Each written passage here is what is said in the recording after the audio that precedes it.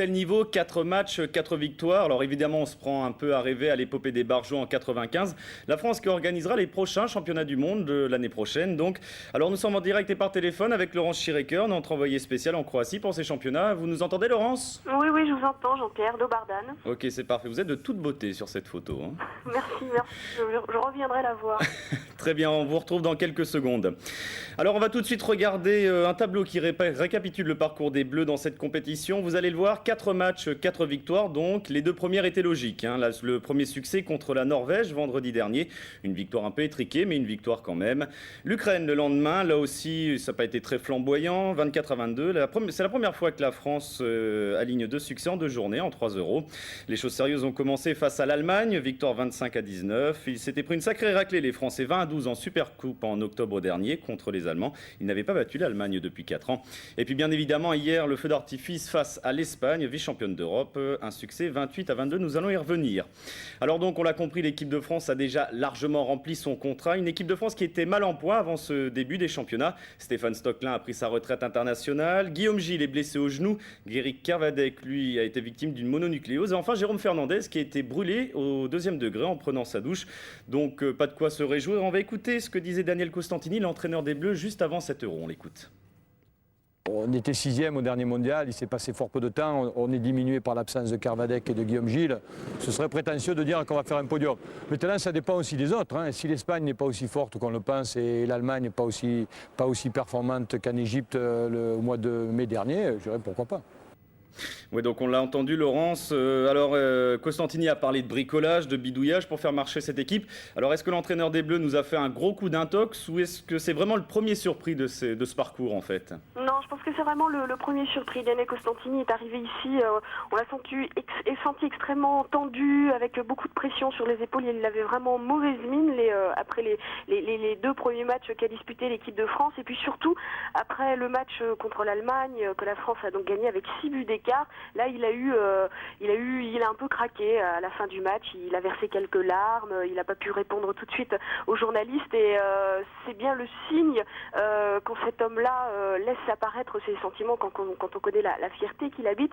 C'est bien le signe que ce soir-là, l'équipe de France lui a vraiment énormément fait plaisir. Il l'a dit d'ailleurs, c'était sûrement pas le plus beau et le plus grand match de sa carrière, mais c'est un de ceux qu'il voudra absolument garder en mémoire. Donc je pense sincèrement qu'il est étonné par ce que ses joueurs font. Ça fait un moment qu'il leur demande de faire ça, mais qu'ils le réalisent de manière aussi parfaite et sans que ce soit attendu. Ça, je pense vraiment qu'il l'avait pas pronostiqué. Ok, Laurence, on va s'intéresser au dernier match des Bleus contre l'Espagne. Un succès 28-22. C'est le retour du match avec Jean-Christophe Jamois. La France, lors de cet Euro, a atteint un niveau de jeu inespéré. L'ensemble de l'effectif est à l'unisson du génial Jackson Richardson. Résultat, +6 face à l'Allemagne, +6 face à l'Espagne, grande favorite de la compétition. Le premier surpris par la performance des Bleus et leur entraîneur. Oh, moi, je suis un peu dépassé par les événements. J'essaie d'apporter ma pierre. Ils ne comprennent pas toujours ce que je leur demande, mais au moins, ils en font qu'à leur tête et ça marche très bien. Pourvu que ça continue.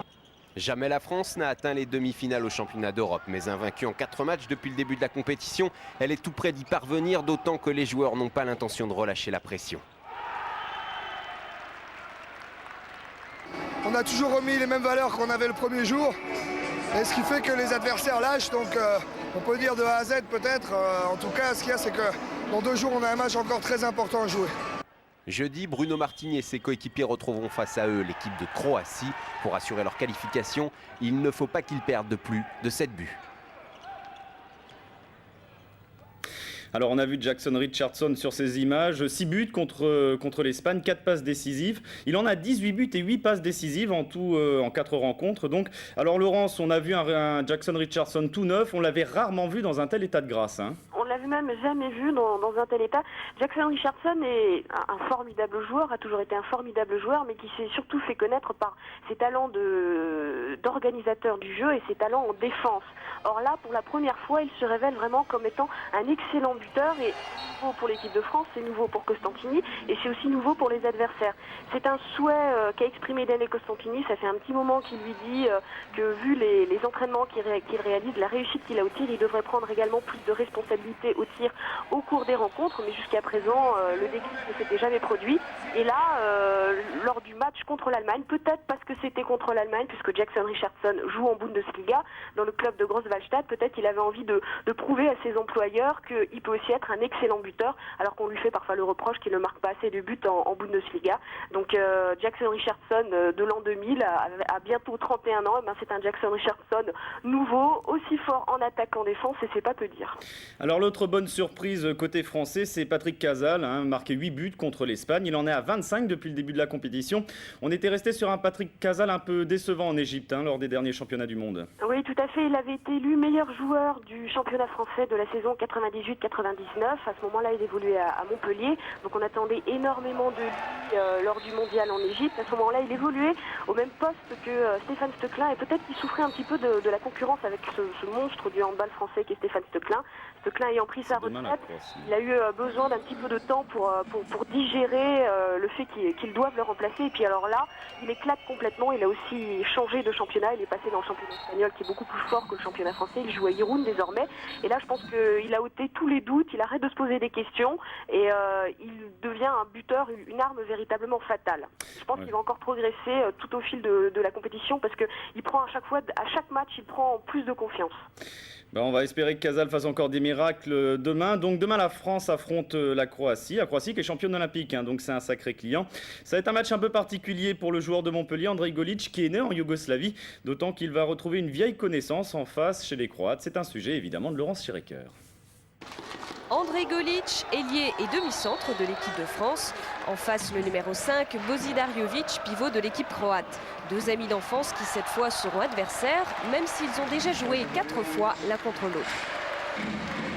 C'était surtout particulier la première fois, parce que je jouais pour la France et lui pour la Croatie. À l'échauffement, on n'était pas loin de l'un de l'autre. On se regardait, on s'est dit, si on nous avait dit ça il y a 10 ans. André est né il y a 26 ans à Banja Luka. Son père est serbe, sa mère macédonienne. Autant dire qu'un France-Croatie en Croatie, ça le touche de près. C'est l'ambiance autour qui risque de le marquer parce que c'est un garçon un peu introverti mais très sensible. Mais de toute façon, ça fait partie de son boulot. Si chaque fois qu'il rencontre des Croates ou des Serbes, il va être handicapé par l'ambiance, ça risque de le pénaliser dans sa carrière. Donc il faut qu'il fasse avec et je pense qu'il a les moyens de faire avec. André devra oublier qu'il connaît Bozidar depuis l'âge de 8 ans et qu'ils passaient leurs vacances ensemble sur les bords de l'Adriatique. Leur dernière confrontation sous le maillot national lors de l'Euro 98 avait tourné à son avantage. La France avait battu la Croatie 30-28. Donc la France est peut-être à un match de la demi-finale. Alors Laurence, si j'ai bien compris, la France ne doit pas perdre, si elle perd contre la Croatie, de plus de 7 buts, c'est bien ça ? Tout à fait. Si elle perd de plus de 7 buts, elle se retrouve 3e et donc jouera le match pour la place 5-6. Si elle perd avec une différence entre 5 et 7 buts, elle se retrouvera 2e et jouera donc la Suède en demi-finale. Et si elle gagne contre la Croatie ou si elle perd avec un écart inférieur à 5 buts, elle terminera de toute façon première. Et elle jouera donc les Russes en demi-finale qui sont un petit peu palos depuis le début de la compétition. Et la France, on peut le noter, qui est la meilleure attaque avec l'Espagne avec 101 buts et de ce groupe A bien évidemment. Mais c'est aussi la meilleure défense avec 88 buts encaissés seulement, c'est déjà pas mal. Laurence, on vous remercie beaucoup, on vous souhaite une bonne fin d'Euro alors. Oui, surtout à eux qu'il faut leur souhaiter une bonne fin d'Euro. Qu'est-ce que vous pensez, quel pronostic vous donneriez pour demain ? Je me suis trompée sur tous les matchs jusqu'à présent, mais je pense que la France va gagner face à la Croatie. Voilà. Et donc elle tomberait contre la Russie à ce moment-là, en demi-finale. Et ce serait une bonne pioche ?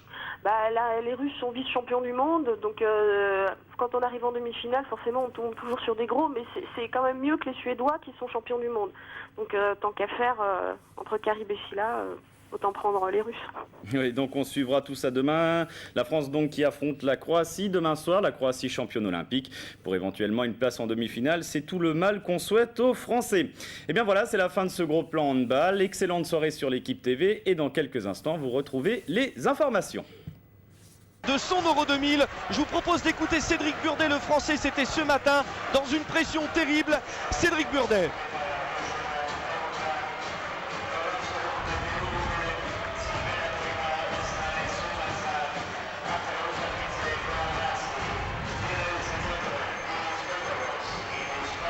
Voilà, alors je pense qu'on a eu un petit problème à Paris. Je pense qu'on va écouter Cédric Burdet qui donc ce matin nous disait qu'il avait résisté avec ses coéquipiers à la pression. Alors évidemment, ici à Rijeka, c'est dans une ambiance phénoménale que tout cela se passe. Inutile de vous dire que nous n'entendons pas le retour de Paris. Donc ce qu'on va faire, nous allons nous priver de ce que nous disait Cédric Burdet pour être sûr. Et donc entrer dans ce match. Allez, nous sommes donc ici à Rijeka pour ce France-Croatie tant attendu. Le problème est simple, puisque l'Espagne a gagné son dernier match face à l'Allemagne. La donne est simple, si la France gagne, la France et l'Espagne sont qualifiés. Si la France fait match nul, la France et l'Espagne sont qualifiés. Si la France perd par moins de 5 buts, la France et l'Espagne sont qualifiés. Si la France perd par 5 et 7 buts, de 5 à 7 buts, la France et la Croatie sont qualifiés. Et si la France perd par plus de 8 buts, la Croatie et l'Espagne sont qualifiés. Voilà pour les calculs. C'est donc une pression terrible. Éric Quintin dans une ambiance que les Français vont devoir négocier avec deux arbitres allemands qui n'ont jamais permis à la France de gagner un match. Évidemment, ça fait jaser dans le clan français. Enfin, ce seront donc ces deux arbitres allemands qui seront là. Éric Quintin, très dur l'ambiance. Oui, l'ambiance est claire. Enfin, les choses sont claires. Hein. Vous l'avez bien résumé. Il faut absolument éviter de prendre l'eau. Mais je crois que c'est un moment extraordinaire. Ça va être un des moments les plus extraordinaires de l'équipe de France dans son histoire, compte tenu du contexte et de l'environnement. Pour une équipe toute jeune qui est en train de se révéler à elle-même. C'est la grosse sensation de ce groupe. Donc on est vraiment très heureux pour cette bande de gars qui sont éminemment charmants et qui nous ont proposé des choses sublimes depuis le début. On est vraiment heureux qu'ils puissent vivre ce moment en souhaitant que la conclusion de ce match, nos petits bleus méritent en tout cas, obtiennent ce qu'ils méritent. Voilà, c'est donc parti pour ce France-Croatie qui était la finale des championnats du monde 1995. Et bien sûr, la France avait gagné. C'est une dimension supplémentaire à ce match qui n'en avait pas besoin de plus. Mais vraiment, alors que Jackson Richardson va commencer donc aux côtés de Patrick Casal et de Marc Wilberger et en bas avant, c'est Olivier Giroud qui commence avec Grégory Anctil et Bertrand Gilles. Olivier Giroud peut-être pour permettre d'enlever un peu plus de pression sur Andrej Golic, originaire de Serbie, bien sûr français, mais originaire de Serbie et ici dans un contexte que vous imaginez très politisé en plus. Il n'est peut-être pas... Allez Zozo! Et c'est un premier échec d'Olivier Giroud. Zozo, vous l'avez entendu de la part d'Éric Quintin, c'est le surnom d'Olivier Giroud. Oui, donc il n'est peut-être pas de bonne aloi que de faire débuter Andrej Golic et de lui enlever un petit peu de pression. Le pénalty donc pour Grégory Anctil face à Mirko Basic, qui a gagné la Coupe d'Europe avec l'OM Vitrolles et qui connaît bien la France. Et qui arrête le premier pénalty de Grégory Anctil. Oui, alors cette première action est très intéressante. Hein. La défense croate fonctionne en 3-2-1, c'est-à-dire 3 joueurs sur une base arrière, 2 joueurs sur les côtés et 1 joueur avancé. C'est une défense qui est groupée, qui fait une zone devant le ballon, qui est très forte dans son centre, au centre. Par contre, vulnérable sur les ailes. Mais quand on connaît la qualité de Mirko Basic sur les tirs aux ailes, il faut absolument que les arbitres sanctionnent toutes les fautes qui seraient commises sur les ailiers, ce qui n'a pas été le cas à tous les matchs. Mais il est très important puisque c'est à cet endroit qu'on risque d'avoir des solutions, que nos ailiers soient efficaces. Patrick Casal, Jackson Richardson, oh alors il y avait une faute sur Olivier Giroud. Les Français qui ont déjà pris pas mal de coups, Marc Wilberger s'est retrouvé à terre. Alors autant vous le dire tout de suite, la Fédération française a porté réclamation auprès de la Fédération européenne de handball, puisqu'il s'est passé des choses intolérables. Tous les Français ce matin ont été réveillés à 4h30 par le téléphone. Tous les Français, je dis bien tous, alors que ce tir de Marc Wilberger va à côté. Il y a eu également des pressions verbales de la part notamment des joueurs croates qui ont évolué en France et qui évoluent en France actuellement, comme Irfan Smailagic, comme Mirko Basic ou comme Zlatko Saracevic, qui avant-hier a refusé de parler aux journalistes français en disant que nous n'étions que les représentants d'un pays mauvais qui avait acheté son match face à l'Espagne. Zlatko Saracevic le lendemain s'est excusé auprès de la presse française. Il n'en reste pas moins qu'il a souligné dans la presse croate qu'il pensait que les Français et les Espagnols n'avaient pas joué un match comme il le fallait. Mais Zlatko Saracevic, encore une fois, qui est un garçon que tout le monde aime en France, a tenu à rappeler que Christian Godin par exemple était un de ses meilleurs amis et que la France était son deuxième pays. Mais enfin voilà, Mirko Basic est venu nous tenir des propos totalement inconcevables, comme des supporters viennent d'Allemagne. Enfin c'est très particulier ici. Et le premier but de Zlatko Saracevic. Oh là là, avec tout de suite Perkovac qui est allé provoquer le banc allemand. Et évidemment Grégory Anctil ne s'est pas laissé faire et Didier Dinard va sauver les meubles. Le défenseur costaud de l'équipe de France. Ouais, mais on a un esprit Coupe d'Europe. Les Croates font comme s'il y avait un match retour avec un retard de 5 buts à jouer. Donc ils sont dans un état extrêmement excité. Les Croates s'en sont pris un petit peu à Didier Dinard, sont mis à 2 ou 3 dessus. Ils savent que c'est lui le taulier de la défense et essayent de lui mettre un petit peu de pression. Ouais, les Français qui a priori quand même n'ont pas trop de soucis à se faire, mais attention, s'il y a un mauvais début et qu'il y a à la fin du match +8 pour les Croates, les Français seraient éliminés, ce qui serait terrible. Jackson Richardson qui est pris par Nenad Klajic et Golutza qui prend un carton jaune. Ces deux joueurs sont bien sûr champions olympiques en titre, puisque je vous rappelle que la Croatie est championne olympique en titre. Jackson Richardson, ouais, qui... Oh, c'est lamentable ce qu'a fait Golutza, qui vient de donner un coup de genou dans Jackson Richardson, qui est l'exemple type du joueur aux valeurs sportives. C'est scandaleux, scandaleux. Les arbitres ne disent rien là-dessus, c'est scandaleux. Et Golutza est un joueur ignoble et ça avait déjà été souligné par les adversaires. Et là maintenant c'est Patrick Casal qui est pris à la gorge par Jovic. Ces Croates sont des joueurs qui certes sont champions olympiques mais qui n'ont rien à faire sur un terrain de handball aujourd'hui et ça continue. C'est lamentable ce que font ces joueurs. Zlatko Saracevic qui pourtant a profité du championnat français pour devenir un des meilleurs joueurs du monde. Mirko Basic aussi. Eh bien tous ces joueurs aujourd'hui sont en train de faire une sacrée réaction aux Français et c'est lamentable et j'espère que le handball français s'en souviendra. Marc Wilberger avec Olivier Giraud qui a tenté de passer devant Irfan Smilagic qui lui actuellement joue à Livry-Gargan et on peut imaginer son retour en France. Marc Wilberger, Jackson Richardson, Grégory Anctil. Grégory Anctil balancé, les Français ne peuvent pas jouer pour l'instant et ce qu'a demandé surtout Daniel Costantini aux Français c'est de rester calme. Golutza. Allez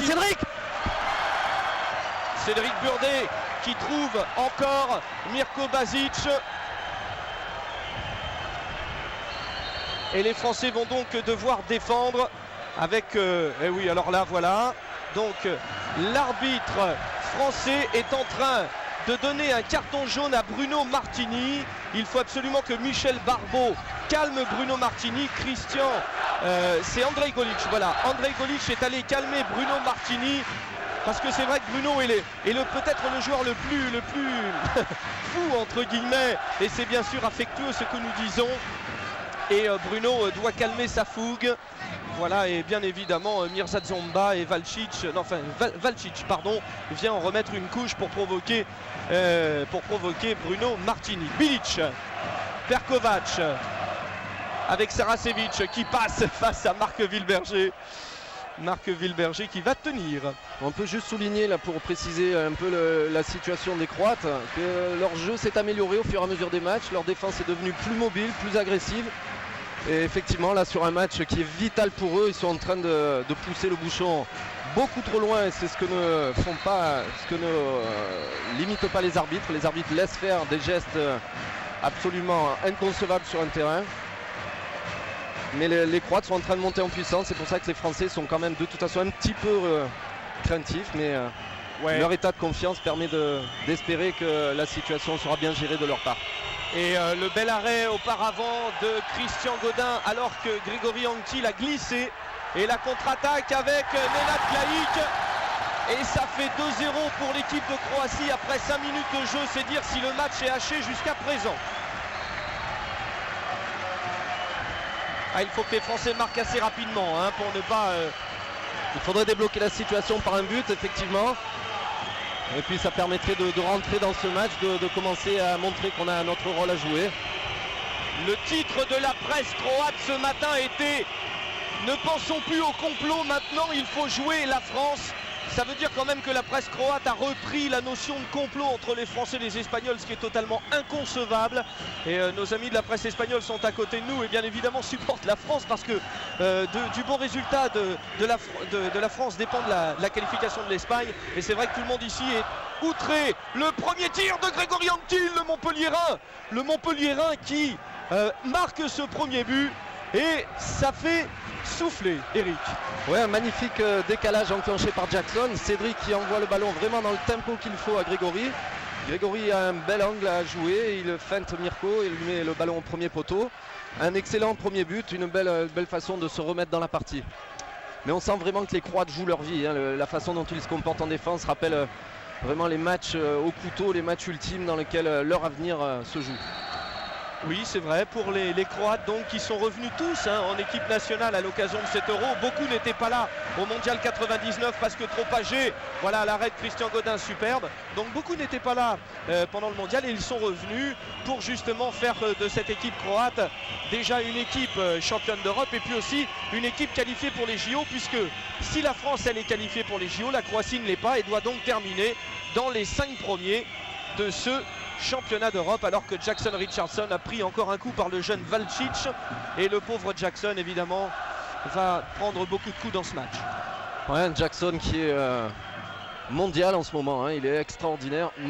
Oh, superbe le but de Bertrand Gilles qui lui n'a peur de rien, hein. Bertrand Gilles en force développée couchée, c'est un surhomme et il peut lui tenir face au Klajic et au Jovic. Voilà, et puis Jackson, donc comme je disais, était dans un état extraordinaire. On l'a jamais vu à ce niveau, c'est le chef de bande. Il a acquis une dimension humaine que l'on ne soupçonnait pas chez lui. Il est capable maintenant de prendre le groupe, de mener le groupe et avec des joueurs aussi forts que Bertrand Gilles au poste de pivot, sa qualité de passe là sur cette dernière action, sans regarder Bertrand, va certainement apporter ses fruits. Oui, vous avez vu Jackson Richardson qui parlait avec Daniel Costantini. Daniel Costantini qui rappelait ce matin que ce ne sera plus la peine de communiquer sur le terrain puisque de toute façon ces joueurs ne l'entendront pas. Daniel Costantini qui évidemment a l'expérience de ces matchs et il rappelait l'expérience du match de 95, c'est ça à Belgrade, Eric Quintin. Oui, match que vous jouiez. Un souvenir très difficile, personnellement j'avais raté 7 tirs, 0 sur 7, j'ai l'impression que la lumière était éteinte dans le gymnase et dans une ambiance de folie également. On peut penser que si l'on arrive à marquer des buts, voire à replier suffisamment vite pour ne pas prendre de contre-attaque, le rapport de force sera certainement beaucoup moins difficile pour nous à gérer, puisque l'attaque croate a quand même quelques difficultés en attaque placée. Le retour en forme de Bilic sera un problème au poste d'arrière gauche. S'il a la même réussite que sur les derniers matchs, il est en train de progresser au fur et à mesure des matchs, mais la priorité sera certainement d'essayer de se retrouver dans le secteur défensif, en défense placée, pour que les Croates ne nous mettent pas de contre-attaque. Oh oui, avec Didier Dinard qui a pris un coup dans les côtes et Bozidar Jovic qui vient lui dire ce n'est pas vrai, et le petit Grégory Anctil qui se met devant Bozidar Jovic. Jovic qui lui mesure... combien mesure-t-il Jovic? Je l'ai pas sous mes yeux, mais je vais vous le retrouver, c'est promis. Voilà, avec Didier Dinard qui reçoit la visite du docteur Roatino. Docteur Roatino qui était de toutes les aventures, depuis les JO de 92, il est là. Ouais, Didier Dinard, on peut souligner la grosse performance de Didier, c'est lui qui donne une grosse assise à notre défense. Évidemment, tous les chiens de garde autour de lui, ils font un travail énorme, mais c'est lui qui arrive à colmater toutes les brèches. Avec une expression extraordinaire, aucune agressivité excessive. Un rock, il fait vraiment beaucoup de bien et il a... Ah oui, Zlatko Saracevic qui redonne l'avantage à la Croatie. 3 buts à 2 pour les Croates face aux Français, avec Olivier Giroud, Jackson Richardson, le premier tir de Jackson face à Golutza et face à Mirko Basic. Il faudra faire attention de ne pas tomber dans ce piège de perdre les ballons trop rapidement, ce qui permettrait aux Croates de trouver un dynamisme qu'ils n'ont pas naturellement. Juste pour en finir avec Didier, simplement souligner qu'il a peut-être réussi à faire le deuil de Pascal Mahé, puisque tout le monde lui rappelait le grand rôle qu'avait Pascal dans la défense française. On attendait beaucoup de lui, il n'a que 23 ans et il est en train de prendre ce que faisait Pascal avec une grande efficacité. Ça fait énormément plaisir, on le sent très heureux et il fait énormément de bien à notre équipe. Et les Français qui sont courageux, des Français qui sont là avec un Cédric Burdet volontaire qui n'avait peur de rien et qui nous disait donc ce matin, Cédric Burdet, de toute façon l'équipe de Croatie ne sont pas si forts que cela et nous ont provoqué, ils nous ont réveillés à 4h30 du matin, ils nous ont fait des provocations verbales. Oui. Nous on aime. Grégory Anctil a récupéré le ballon, ce qui va permettre aux Français d'avoir une attaque placée et peut-être d'égaliser sur cette occasion. Bertrand Gilles, Jackson Richardson, Marc Villeberger. Bertrand Gilles qui joue maintenant en poste d'arrière gauche puisque Cédric Burdet est venu au poste de pivot. Ça sera un jet de coin avec évidemment Olivier Giroud qui se fait provoquer par le public. Ah, ça sera dur pour les ailiers aujourd'hui, surtout pour Olivier Giroud qui est du mauvais côté. Dans cette première mi-temps, ce sera au tour de Grégory Anctil de devoir éviter les provocations croates en deuxième mi-temps. Cédric Burdet, Jackson Richardson. Cédric Burdet avec encore un coup de Goludza sur Jackson Richardson. Voilà, avec un coup maintenant de Perkovac sur Marc Villeberger qui aime ça, Marc. Marc Villeberger va en redonner, c'est clair, il sait en donner, Marc Villeberger. Jackson Richardson, Cédric Burdet qui reprend encore un coup de Perkovac. Et voilà, c'est la contre-attaque pour Nenad Klajic. Et l'arrêt superbe de Christian Godin. Quel arrêt de Christian qui fait un début de match somptueux, Christian Godin. Nous allons jeter un œil sur les statistiques pour l'instant. Mais Christian Godin en est à 2 sur 5. Je crois qu'il y en a un peu plus d'ailleurs. Ouais, en tout cas, cet arrêt-là est très important, décisif. Il empêche les Croates de trop s'enflammer. Et puis ça fait toujours du bien d'arrêter un ballon à 1 contre 1 dans ce duel entre le contre-attaquant et le gardien. Ça permet à Christian de prendre confiance, de s'installer avec fermeté dans le match. Et puis ça peut instaurer le doute dans la tête des Croates. Ça nous évite surtout de prendre des contre-attaques. Quand on sait que la plupart du temps ce sont les équipes qui en marquent le plus, qui gagnent les matchs, il faut à tout prix éviter d'en prendre dans ce secteur. Ce que nous avions fait extrêmement bien contre l'Espagne. Oh, le beau geste de Marc Villeberger sur Zatko Saracevic. Il va récupérer le ballon. C'est Perkovac, le capitaine, pour Valcic, le jeune, qui est pris par un autre jeune. Là, c'est deux grands talents de demain, Bertrand Gilles et Valcic. Valcic qui commence le match d'ailleurs au poste d'ailier avec Smailadic. Smailadic qui passe face à Olivier Giroud. Il est passé, ah oui. Ah, c'est un talent immense. Si Irfan Smailadic avait la possibilité de distiller autant de sourires qu'il distille de roucoulettes sur l'aile, ça sera un vrai plaisir. Et c'est reparti pour les Français. Marc Villeberger, Jackson Richardson, Cédric Burdet. Marc Villeberger. Allez, les Français qui vont rentrer avec Cédric Burdet qui prend encore un coup par Goludza. Goludza qui est un vrai boucher. C'est Goludza. Goludza voilà. Est un boucher. C'est pas possible de voir un joueur comme ça qui donne des coups systématiquement sur les joueurs. Ce Goludza, vraiment, vous nous en aviez parlé, Eric Quintin, en off, comme l'on dit dans notre jargon, c'est-à-dire pas l'antenne. Donc évidemment, il faut être mesuré, mais c'est vrai que Goludza est un spécialiste. C'est un boucher. Bon, évidemment, il arrive, on peut tolérer que l'engagement physique soit extrême. Mais Goludza est coutumier des blessures causées à ses adversaires. Je crois qu'il est allé en Allemagne et en est parti en ayant brisé une ou deux côtes, un ou deux nez, pardon. Et c'est vraiment pas le genre de joueur qui excite, qui nous rendra heureux de voir ce match-là. Allez, avec Cédric Burdet qui va tirer et c'est dévié par la défense croate. Ça sera récupéré par les Français et Grégory Anctil sur l'aile. Alors Grégory Anctil donc qui joue au poste d'ailier droit, c'est la fameuse rotation avec Stéphane Joulin. Jackson Richardson avec Cédric Burdet. Oh là là là là, Bertrand Gilles qui est encore pris violemment par Valcic. Mais une magnifique action quand même, Frédéric. Je vous rappelle qu'il est hyper important de montrer notre supériorité dans les situations 1 de plus. Il faut vraiment montrer aux arbitres qu'après une sanction, on est capable de conclure cette situation favorable. Mais une magnifique action qui a trouvé Bertrand à l'intérieur. Ouais, voilà, le petit Shabada de Grégory Anctil sur Mirko Basic. Et nous en sommes à 4 pour la Croatie et 3 pour la France. Un magnifique Shabada qui trouve la lucarne. Et but très important de Grégory qui nous ramène au score 3-4. Ah, c'est un match qui ne ressemble à aucun autre. C'est vrai que dans ce contexte, nous avons vécu vraiment des choses assez particulières qui n'ont rien à voir avec le sport. Pardonnez-nous pour ces phrases stéréotypées un peu clichés, mais c'est bien vrai. Et c'est vrai que les Français là, ont un test terrible. Et je crois que la force du collectif français et la force individuelle de chacun des Bleus aujourd'hui doit pouvoir permettre à l'équipe de France de tenir Irfan Smailadic face à Olivier Giroud. Bien défendu de la part d'Olivier qui empêche Smailadic de prendre l'extérieur. On est un de plus, donc c'est en général la priorité qu'on doit donner en défense doit aller vers l'extérieur puisqu'on a toujours des partenaires pour nous aider de l'autre côté. Alors rappelons que dans ce championnat pour l'instant, les Espagnols ont été les seuls à battre les Croates. Les Croates qui ont remporté tous leurs autres matchs face à la Norvège, à l'Allemagne d'un petit but seulement et l'Ukraine également. Alors que la France, elle a remporté tous ses matchs contre toutes les autres équipes. Donc il reste à battre la Croatie aujourd'hui. Bilic face à Didier Dinard. Alors donc Didier Dinard, il faut absolument mesurer ses sorties. Daniel Costantini rappelait à ses joueurs qu'il serait amené à prendre beaucoup de fois des 2 minutes. Voilà, Perkovac qui a encore essayé de provoquer Didier Dinard après avoir raté son tir. C'est pas Jojo tout ce qu'on voit, mais pour l'instant les Français sont dans la place et assurent ce qu'il y a à assurer.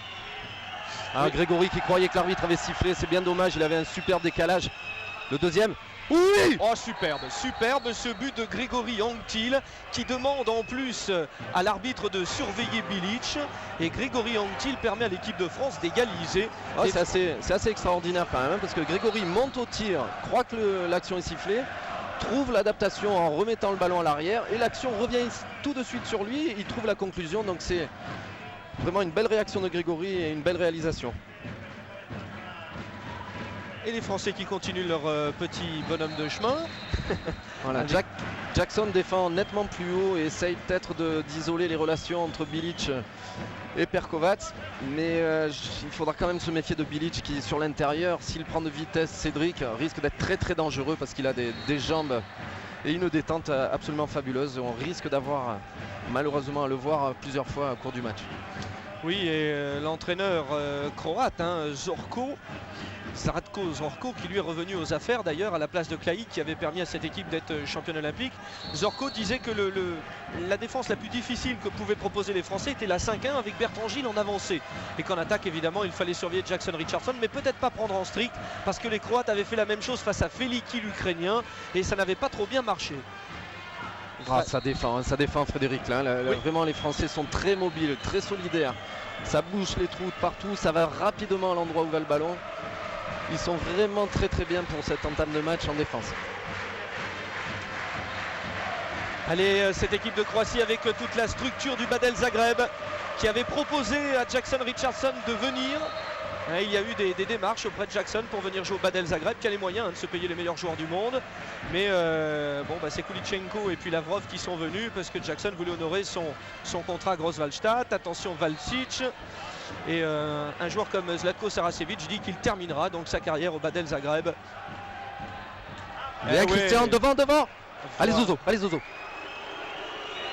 Olivier Giroud, il tire à côté, c'est dommage pour Olivier Giroud qui a besoin justement d'être en confiance. Olivier Giroud qui n'a pas encore marqué un but dans ce championnat d'Europe.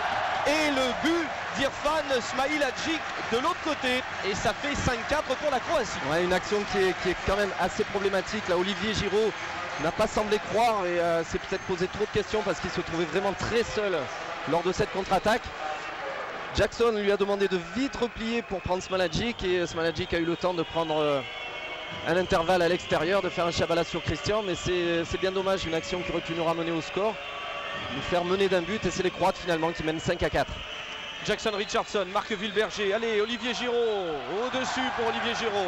Olivier qui n'est pas en confiance, c'est dommage, il ne faut pas lâcher, il ne faut rien lâcher Olivier Giroud, le joueur du PSG. Allez pour Nenad Klaïk, voilà, et ça fait 6-4 pour l'équipe de Croatie. Comme quoi, tous les échecs vont être payés comptant. Et la rentrée d'Andrej Golic sur le terrain à la place d'Olivier Giroud. Ouais, c'est dommage pour Olivier qui avait besoin quand même de se sentir utile dans ce groupe, qui avait besoin d'apporter la pierre à l'édifice. Il a un comportement exemplaire, il est toujours positif, il accepte tout ce qui se passe dans la gestion de ce groupe. Voilà, avec un premier tir d'Andrej Golic. Alors encore une fois, Andrej, originaire de Serbie, qui rentre dans un contexte particulier. Lors du match face à l'Allemagne, Andrej Golic a été suivi tout au long du match sur son aile par un supporter qui lui a lancé donc des insultes politiques et racistes bien sûr, et ça a été très dur pour Andrej Golić qui avait totalement raté son match et qui a d'ailleurs avait raté son match en Coupe d'Europe avec Montpellier face au Badel Zagreb. Et là Andrej entend, vous apercevez peut-être les supporters qui se penchent pour dire des choses à Andrej Golić, et là Andrej vit un calvaire, mais il doit faire preuve de toute sa force, et c'est un garçon déjà d'un talent immense et d'un état d'esprit irréprochable, et Andrej doit rester calme. Il passe un test terrible, un test humain surtout terrible. Et il avait cauchemardé là, ses contre-attaques ratées contre l'Allemagne. Oh, Marc Wilberger qui marque le but et qui prend un coup dans les yeux de Irfan Smailhagic. Un coup dans les yeux. Merci monsieur Irfan Smailhagic, le joueur de Livry-Gargan. Et donc, alors est-ce que le but de Marc Wilberger est accepté? Il est accordé. Oui. Ouais, donc André qui avait cauchemardé son match contre l'Allemagne, il a eu du mal à dormir puisqu'il a revu à maintes fois les échecs qu'il avait eu dans ce secteur, et qui a réagi d'une façon exemplaire contre l'Espagne en distillant encore des passes dont il a le secret et en marquant 2 contre-attaques hyper importantes au moment où les jeux n'étaient pas faits contre l'équipe espagnole. Saracevic avec la rentrée de Mirza Zomba. Les 2 joueurs que je viens de vous citer jouent au Badel Zagreb. Bilic, Perkovac. Allez, superbe. Alors, évidemment, Mirza Zomba en rajoute sur la pseudo-faute d'Andrej Golić. Andrej Golić qui serre la main de Mirza Zomba. Andrej Golić à propos duquel Zlatko Saracevic disait Andrej est un ami, mais pendant 60 minutes, on oublie tout. Ouais, les Français se sont fait avoir sur une induction alors qu'on était en surnombre. André a anticipé vers l'intérieur et l'arrière croate a servi son ailier sur l'extérieur. Ouais, Saracevic qui inscrit le penalty. Ça fait 7-5. Et tous les supporters continuent de se pencher sur Andrej Golić, ce qui n'est pas sans nous faire un petit peu peur, c'est vrai, parce que Andrej est quand même bien près des supporters. Et Patrick Casal, oh qu'il est beau ce but de Patrick Casal. Les joueurs de la base arrière française qui ont évidemment beaucoup de problèmes dans ce début de match, mais là ça y est, ça marque. Ouais, Daniel a alterné un coup Patrick, un coup Cédric, là il remet Patrick qui rentre avec une détermination énorme, il met un gros tir sur Mirko. Le ballon est parti avec une puissance phénoménale et Mirko n'a pas eu le temps de réagir sur ce magnifique tir de Patrick. Bravo Patrick, continue comme ça. Patrick Casal qui est le meilleur buteur français, le 4e de cet Euro avec 45 buts, enfin non précisément 25 avant ce match. 25 sur 45 tirs, voilà.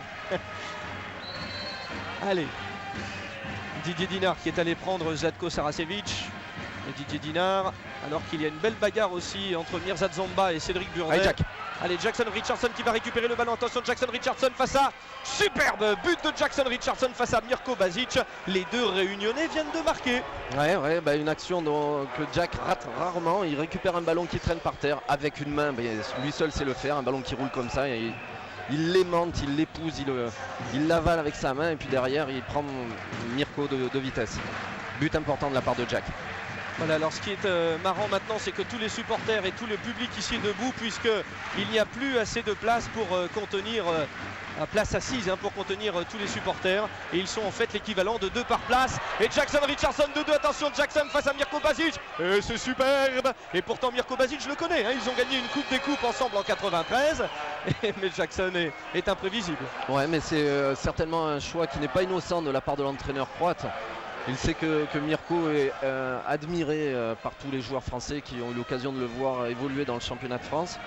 Ce qui lui donnerait théoriquement un léger ascendant sur les tireurs français. Mais ce groupe, on le répète, est en train de surfer là, sur une vague de bonheur. Ils s'épanouissent tous. Ils sont tous dans une confiance incroyable. Ils prennent du bonheur. Nous, ils nous donnent énormément de plaisir. On prend notre pied à les regarder. Je crois que tout le monde, tous ceux qui ont un peu d'affection pour eux se régalent. Mais même les gens qui découvrent cette nouvelle équipe de France les trouvent extraordinaires. Et c'est vraiment un moment très riche pour eux. Et on peut vraiment s'en réjouir. Et alors des Français, on rappelle la situation quand même. Victoire des Français, qualification de la France et l'Espagne. Match nul, qualification de la France et l'Espagne. Défaite des Français par moins de 5 buts, qualification de la France et de l'Espagne. Défaite entre moins 5 et moins 7, qualification de la France et de la Croatie. Et on va revenir à ce cas de figure. Et défaite de plus 8, qualification de la Croatie et de l'Espagne. Et ce qui a fait dire, alors malheureusement c'est vrai que ça n'a rien à voir avec le sport, mais l'info nous est remontée, une info tout à fait de source sûre. Les Croates ont bien évidemment tenté de discuter avec les Français pour arranger une défaite entre -5 et -7, et Daniel Costantini a répondu: nous n'avons jamais fonctionné comme ça et ça va continuer. Alors Zlatko Saracevic face à Marc Wilberger. Et Marc Wilberger qui continue. Ah, c'est un joueur de devoir, Marc Wilberger, qui n'a peur de rien. Perkovac, Golutza. Il doit même encore plus se régaler dans ce genre d'ambiance. Marco atteint la trentaine. C'est ce genre de match qui fait chaud, qui vous apprend à réagir dans des situations très difficiles. Et Marco sait l'apprécier à sa juste valeur également. Golutza. Alors Golutza, c'est bien là la défense de Didier Dinard, qui n'y est même pas allé, Didier Dinard, avec les bras, parce que ça aurait pu être prêté à confusion pour les arbitres. Et là Didier Dinard juste avec le torse. Oh, Bertrand, dommage. Oui, et ça va aller jusqu'à Valcic. Valcic qui inscrit donc le but égalisateur. Les Croates qui reviennent à 8-8. Ouais, c'est dommage que Christian ne soit pas plus agressif envers ce joueur qui n'est pas réellement un spécialiste de l'aile gauche, qui est encore tout jeune, qui ne maîtrise peut-être pas toutes les circonstances de ce match-là. Il faudrait que Christian soit un peu plus agressif avec lui.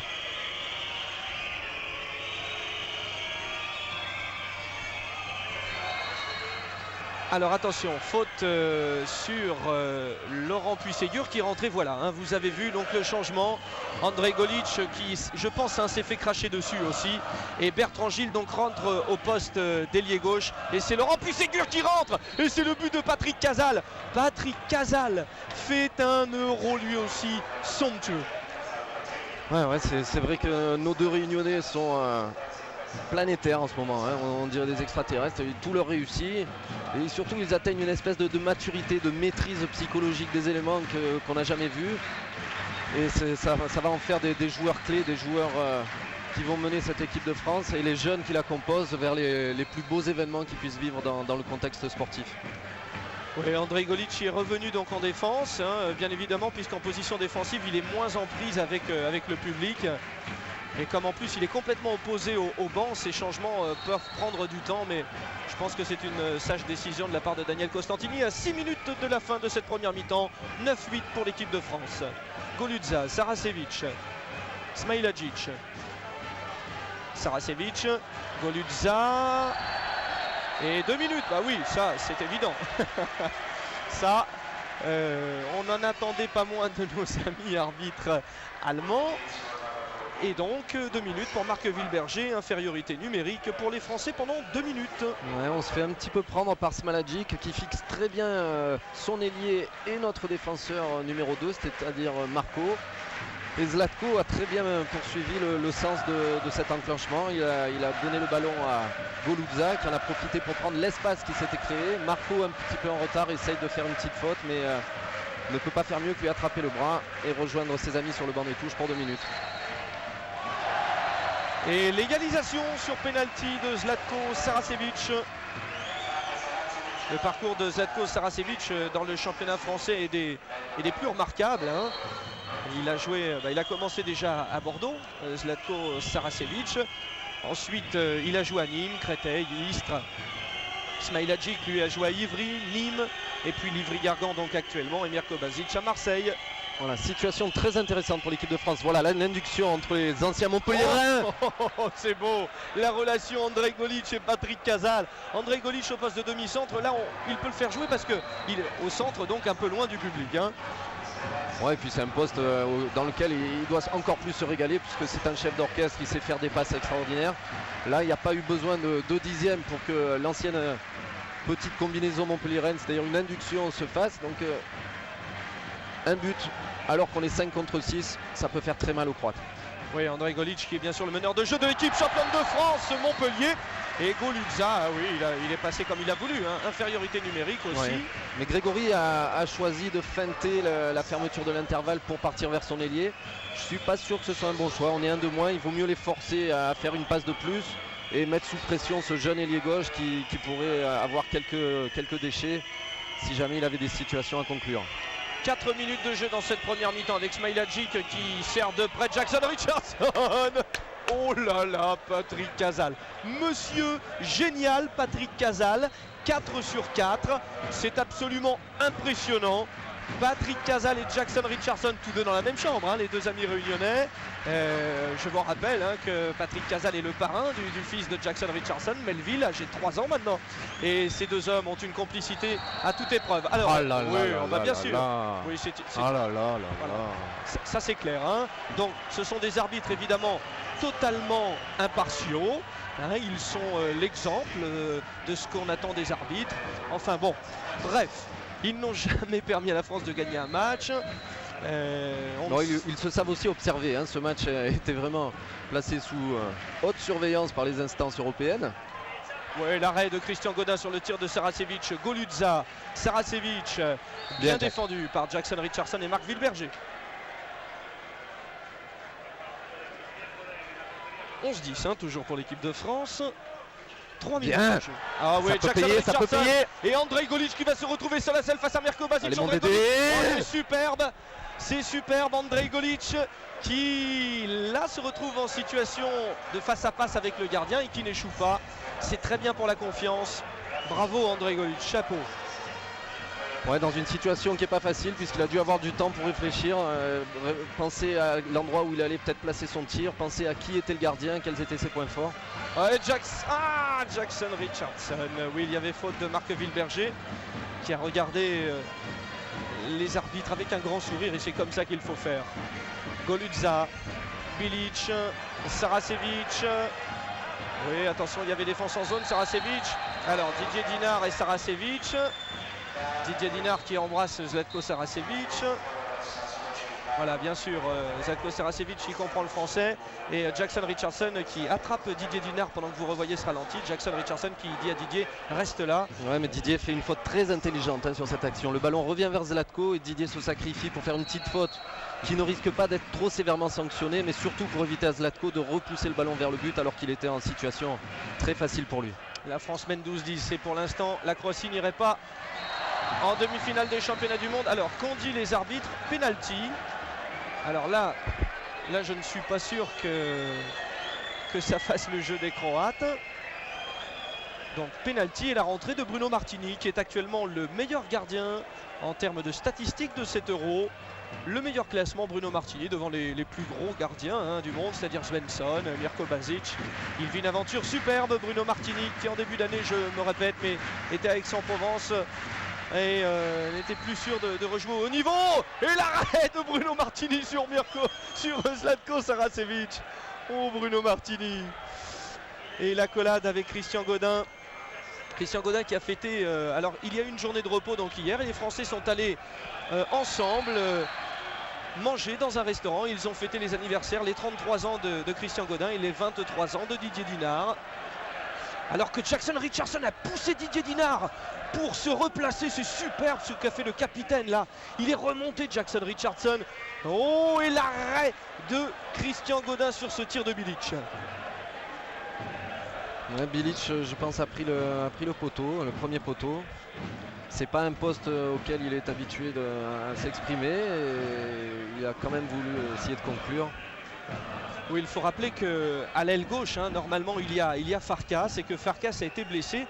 Alors l'entraîneur croate espérait que Farkas revienne. Il avait même dit qu'il marquerait 10 buts face à la France. Mais visiblement, il est encore un peu juste, Farkas. Donc il n'y a pas d'ailier gauche. Golutza, Golutza qui va aller provoquer. Alors bien, il se replace bien, Laurent Puy-Ségur. Il va laisser sa place à Didier Dinard en défense et Perkovac va laisser sa place en attaque à Mikulic qui fait sa rentrée, le joueur de Nettelstedt en Allemagne. Il jouait d'ailleurs l'année dernière à Nettelstedt avec Golutza. Golutza qui est parti en Suisse depuis. Ouais, c'est un gros bras. Il a mis le but décisif contre l'Allemagne à 3 secondes de la fin, ce qui permettait à la Croatie d'avoir encore l'espoir et de jouer ce match décisif. Donc un joueur dont il faut se méfier, qui a un bras très puissant, peut-être pas aussi fort que Zlatko, peut-être un peu plus stéréotypé, mais quand il y a une ouverture, il la prend sans hésiter. Oui, et il ne s'agit pas de confondre Golutza avec Perkovac. C'est bien Perkovac qui joue en Suisse et Golutza lui joue à Metkovic Jumbo. Et le retour de Bruno Martini qui a passé le ballon à Perkovac avec bon, il n'a peur de rien, Bruno Martini. On ne l'a jamais vu avoir peur. Et il est battu, Bruno. Et il est battu par ce but du capitaine croate Goran Perkovac qui égalise 12 partout. 5 secondes de la fin, peut-être un dernier ballon pour Marco. Allez mon Greg. Il prend le poteau à 13 mètres à 1 seconde de la fin. Greg, il a failli faire l'exploit de cette fin de première mi-temps. On est à 12-11 pour la France. Voilà donc pour cette première mi-temps. Les Français mènent 12-11 face à la Croatie dans une atmosphère particulière. Mais les Français ont pu tenir. Alors Eric, bon, on va essayer maintenant d'analyser à froid. Eric Quintin, évidemment, je vous rappelle, champion du monde en 95 avec la France, médaillé de bronze au JO. Il a gagné la coupe des coupes avec Mirko Basic, avec Jackson Richardson. Et c'est vrai qu'Eric, vous vivez ce match dans un contexte particulier parce que vous avez vécu aussi les pressions ressenties par les Français. Et c'est un match vraiment très tendu. C'est un match tendu, mais je crois que c'est surtout notre espoir de voir cette équipe de France récolter les fruits qu'elle mérite. C'est vraiment une équipe qui est admirable, donc on leur souhaite vraiment, dans un contexte où pour la première fois on va voir s'ils ont les ressources pour résister à ce genre de pression exercée par le public. C'est souvent dans les plus grandes difficultés qu'on peut voir ce qu'on vaut, mais on peut aussi se désagréger, perdre la cohésion collective. Et là les Français sont en train de montrer qu'ils sont toujours ce groupe qu'on a vu sur les 4 premiers matchs, ce groupe extraordinaire qui reste soudé en toutes circonstances.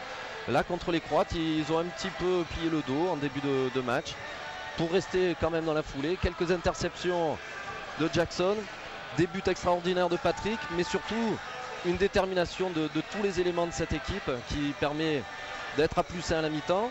Notre crainte c'était de perdre un peu trop rapidement les ballons et de voir les Croates se détacher et être très vite près de leur qualification.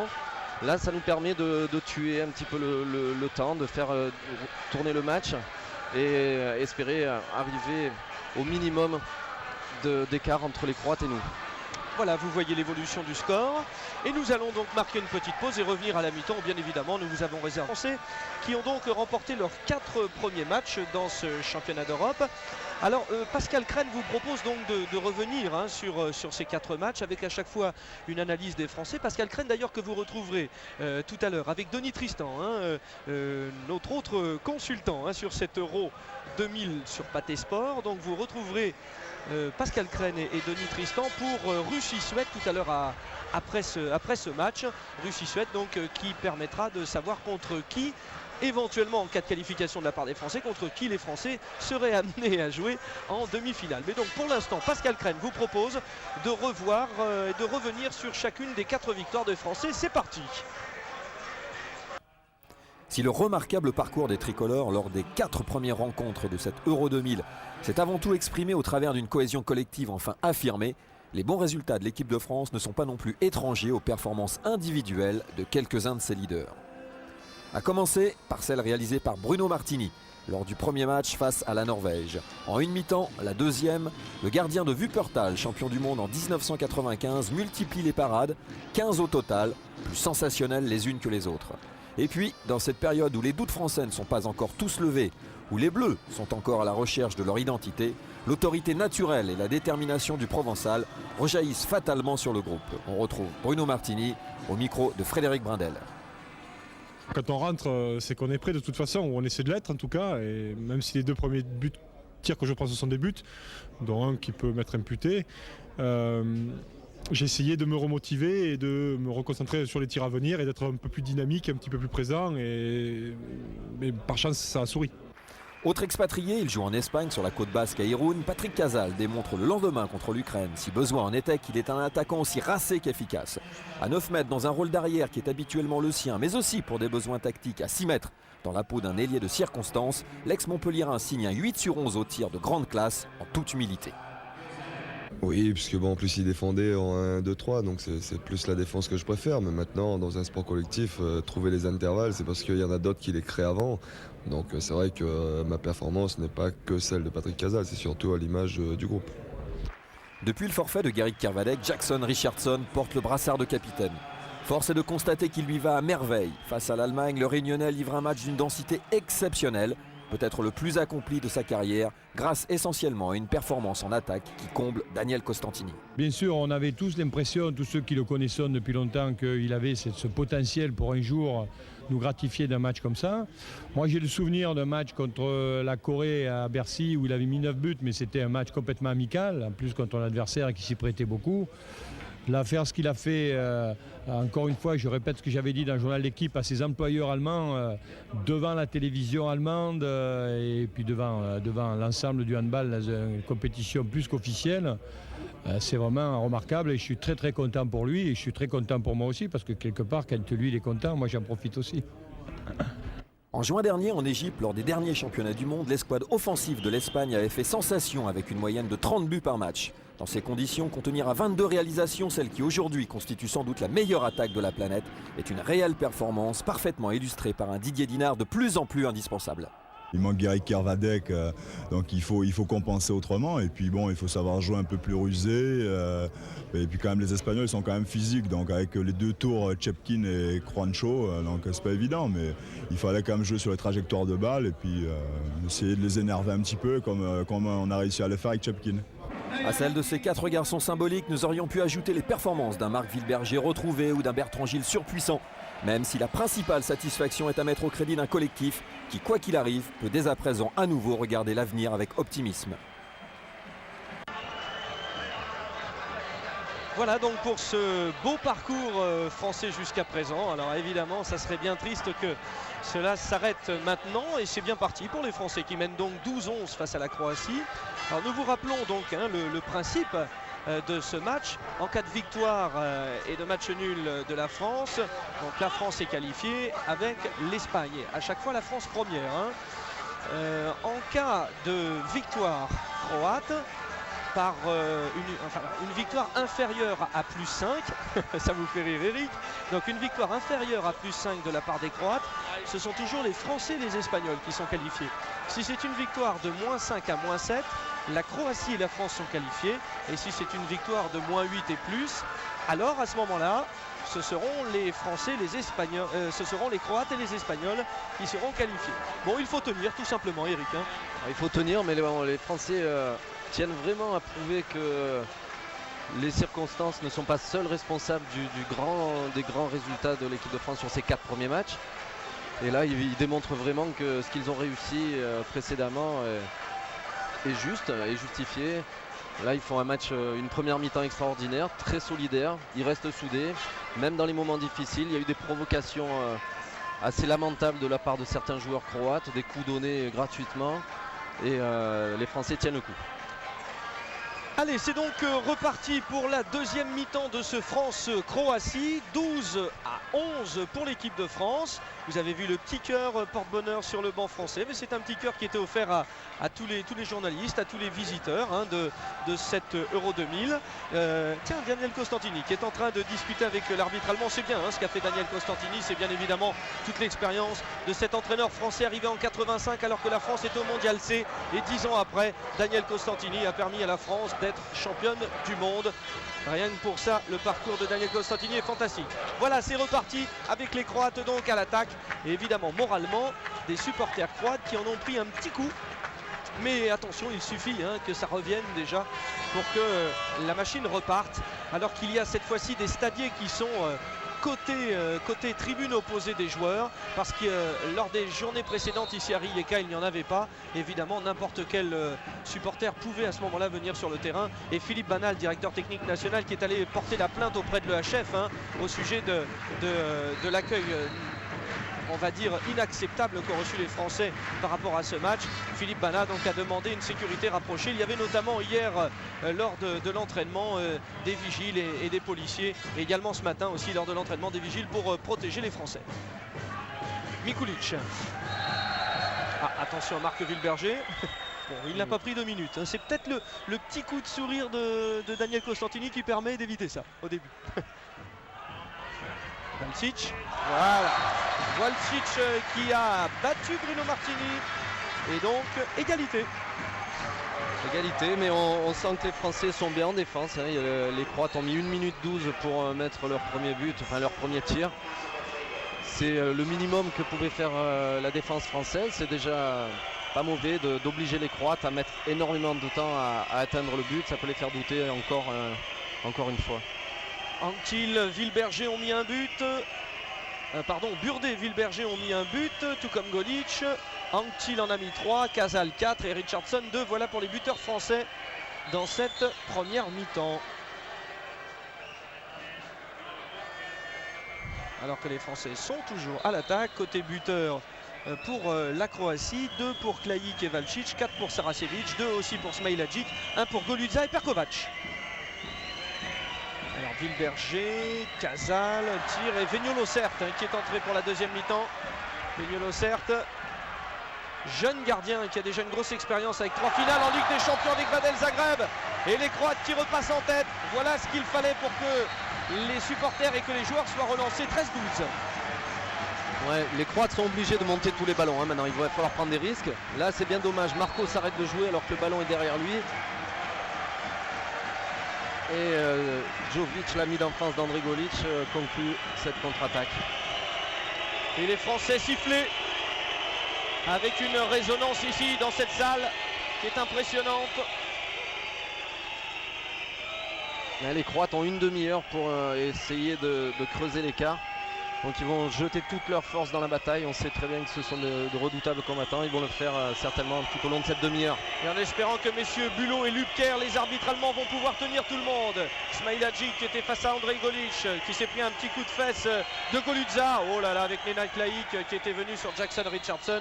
C'était limite là encore. Jackson Richardson, Marc Wilberger.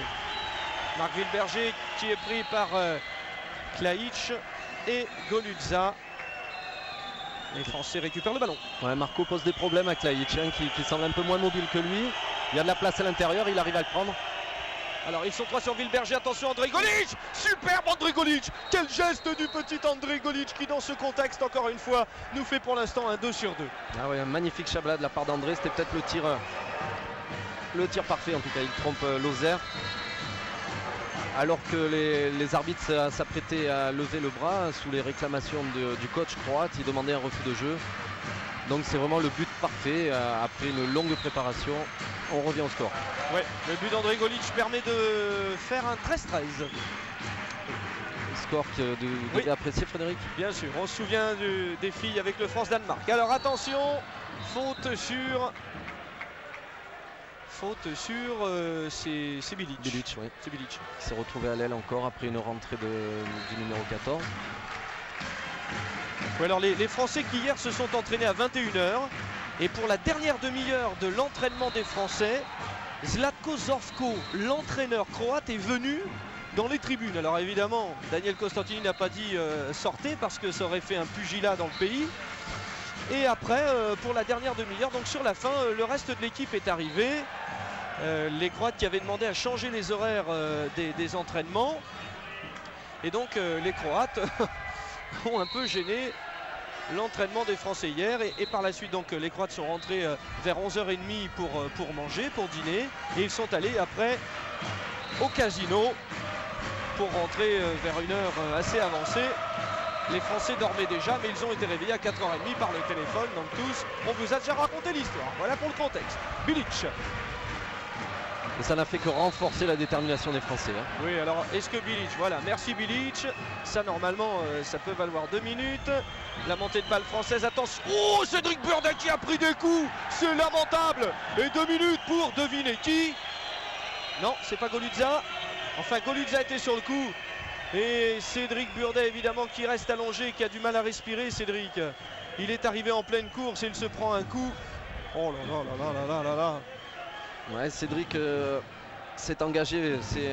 On peut vraiment louer sa façon de s'engager dans l'intervalle. C'est bien Golutza qui lui met un coup de coude. Hein. Effectivement, mais c'est peut-être un petit peu risqué. Hein. La situation était en surnombre. Quand on sait ce qui risque de vous arriver quand Golutza est dans le secteur, ma foi, soit on prend le risque de mettre son intégrité physique au service de l'équipe, soit on essaie de jouer un petit peu plus collectivement, mais de toute façon la détermination de Cédric est admirable et il faut la maintenir.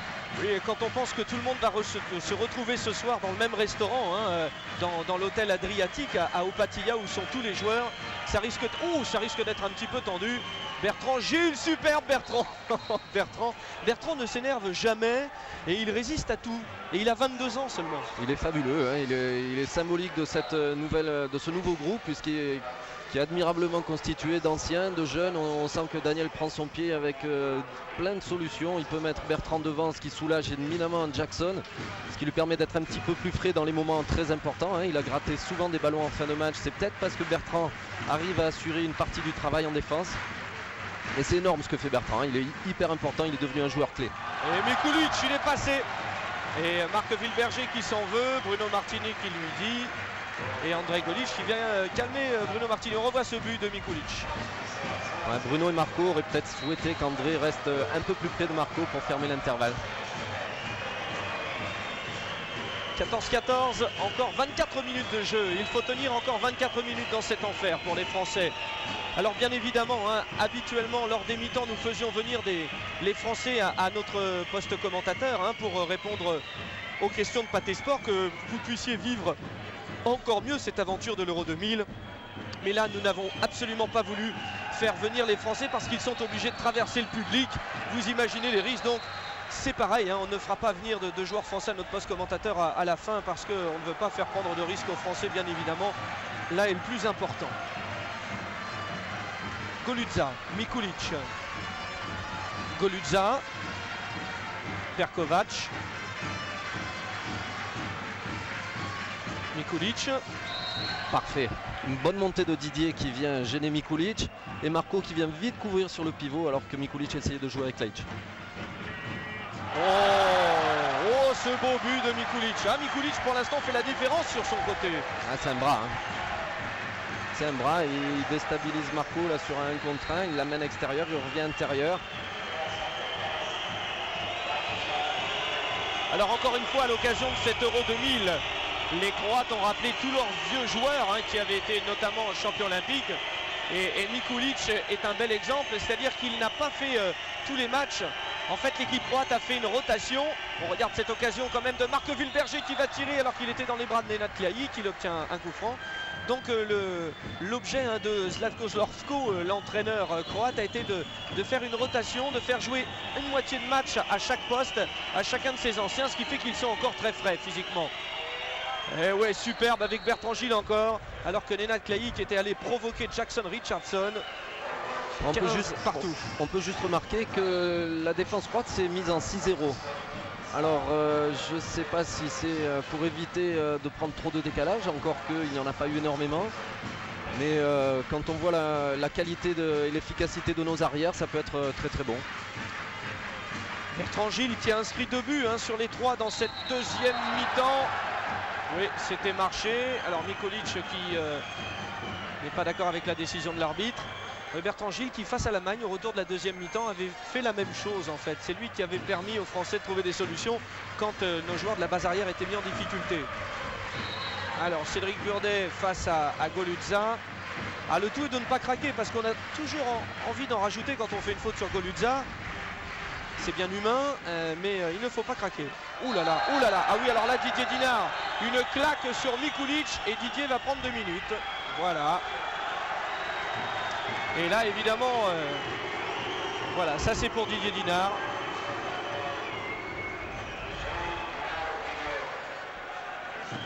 Ouais, évidemment, Didier en venant s'asseoir sur le banc de touche soulève la ferveur populaire derrière lui. Mais enfin les stadiers font attention. Mikulic à côté. Voilà, avec Bruno Martini qui lève le bras. Ouais, les Croates n'auront pas profité, au moins sur leur première attaque, de leur supériorité numérique. Ce qui va certainement les faire encore plus douter que ce n'est le cas actuellement. La prise en strict de Jackson. Et André Golic qui va peut-être aller retrouver son poste d'ailier. Voilà, ça y est, André Golic en position de demi-centre. Il y reste avec Jackson Richardson. Attention, avec Jackson Richardson. Oh, ce but! Mais il est phénoménal, Jackson Richardson, dans ce championnat d'Europe. Il va sans doute être élu le meilleur joueur de cet Euro 2000. Il faudra attendre la suite, mais Jackson Richardson est en train de prendre une dimension supplémentaire en attaque. Et un de moins encore une fois, hein, donc On vient de leur mettre 1-0 alors que la balle était en la possession des Croates. Ça peut tuer le match. C'est toute la Réunion qui doit regarder Jackson Richardson, puisqu'on reçoit Pathé Sport bien sûr à la Réunion. On le reçoit aussi d'ailleurs en Guadeloupe. Et Didier Dinard d'ailleurs tenait à saluer sa famille en Guadeloupe qui nous regarde. Alors nous passons le message. Perkovac, Mikulic. Perkovac et Nenad Klaïk, le pivot champion olympique. Ouais, sur une belle freine de tir de Perkovac, les défenseurs sont un petit peu montés. Marco est un petit peu en retard, mais on rappelle qu'on est un de moins. Donc c'est à peu près compréhensible que les Croates arrivent de temps en temps à trouver une solution, un de plus. Et faut-il rappeler que Nenad Klaïk évolue à Großwallstadt dans le club de Jackson Richardson. Et que ça va être sympathique. Enfin, je ne pense pas que justement Klaïk va en rajouter. Parce qu'il y a aussi quand même... il y a aussi quand même l'employeur qui ne devrait pas être content en cas de geste inadmissible. Donc là de ce côté là il n'y a pas trop à craindre. Laurent Puisségur qui est rentré. Alors attention, il y a beaucoup de Montpelliérains sur le terrain. Oh superbe. Oh ce but énorme d'André Golic. 3 buts d'André Golic. Vraiment André là aujourd'hui a réussi une performance sportive et psychologique de tout premier point. Oui, grande autorité là dans ce que vient de faire André. Il a montré que il maîtrisait toutes ses émotions, qu'il était déterminé au-delà de tout ce qui peut se passer autour de lui. Oui, il a pris l'intervalle, Bilic. Il prend l'intervalle, il tire main gauche, me semble-t-il, en prenant un intervalle extérieur. Il faut fermer, il ne faut pas prendre de but trop rapidement. On est à 19 minutes de la fin, on est à égalité 17-17.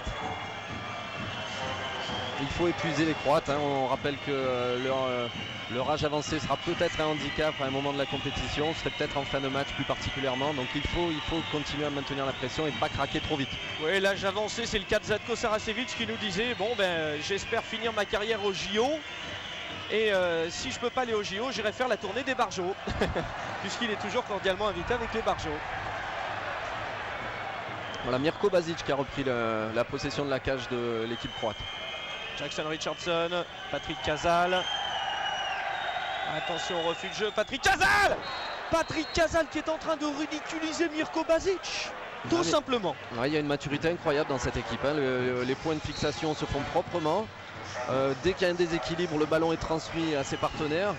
Vraiment du très très beau handball de la part de l'équipe de France. Il aura 40 ans cette année, Mirko Basic, le 14 septembre.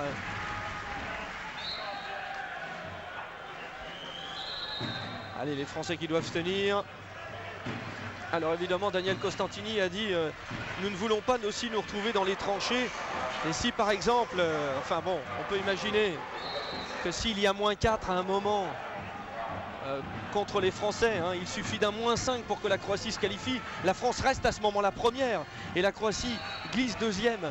On peut imaginer, enfin peut-être qu'il ne faut pas trop tenter le diable à ce moment-là, parce qu'après il y a une sortie à assurer en bus et là ça peut peut-être être la galère.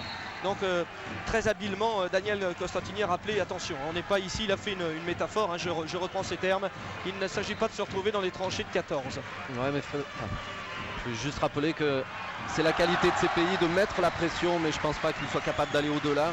Ils respectent les joueurs français qui sont en train de prouver qu'ils sont de grands handballeurs. Donc ce peuple aime les sportifs, aime les handballeurs. Donc c'est vraiment un moyen de mettre la pression, pas d'aller au-delà. Et ils aiment bien les sportifs qui se lèvent tôt à 4h30 du matin aussi, c'est bien. Effectivement. L'avenir appartient à ceux qui se lèvent tôt et ils l'ont montré, ils ont permis aux Français d'avoir de l'avenir. Allez, Marc Wilberger, Jackson Richardson, Patrick Casal, Jackson Richardson, Cédric Burdet pour Bertrand Gilles. Alors évidemment Bertrand Gilles avec voilà Nenad Klaïk et Zvonimir Bilic qui ont montré qu'ils aimaient Bertrand Gilles. On revoit ça au ralenti. Voilà, un petit coup de genou, un petit coup de poing. Et Nenad Klaïk, le poète, est sur le banc de touche. Ouais, ça risque de donner un coup au moral des Croates. Là. Ils sont à égalité à un quart d'heure de la fin. Ils savent que leur avenir n'est pas forcément très souriant au vu de la physionomie du match. Patrick Casal Patrick Casal. Patrick Casal. Il chante peut-être son nom, Frédéric. Non, on ne va pas chanter Patrick Casal, mais c'est quand même Patrick Casal qui est absolument phénoménal. 19-18. Il est en train de répondre, j'allais dire de gagner le match, mais non, puisque cette équipe répond présent dans tous les secteurs, donc tout le monde est en train de gagner le match, mais Patrick est extraordinaire. Oh, ça c'est extraordinaire aussi. Ça c'est extraordinaire ce qu'a fait Bilic. Bilic qui a été blessé il n'avait pas joué pendant 3 mois avant de venir à cet Euro et il revient. Alors évidemment il est en nette progression. Casal. Oh oui. Oh oui. Jackson Richardson pour Cédric Burdet. Il faut le marquer. Ah, c'est le poteau. Oh, l'artiste Jackson Richardson nous a fait quelque chose de superbe. Et en plus ils font spectacle. Oh là là, après les filles qui ont rendu amoureux toute la France, nous avons une équipe d'artistes sur le terrain. Et faut peut-être pas crier trop fort parce qu'il y a 2-3 supporters qui sont tournés vers nous avec des yeux. Non, il faut rester humble, cette équipe ne s'enflamme pas, ils savent qu'il faut rester les pieds sur terre. Essayons également de le faire aussi, de pas devenir trop prétentieux, mais profitons aussi de la qualité de jeu. Là, c'est un régal de les voir jouer. Ce que vient de faire Patrick Jackson pour décaler Cédric était absolument très spectaculaire et presque jouissif.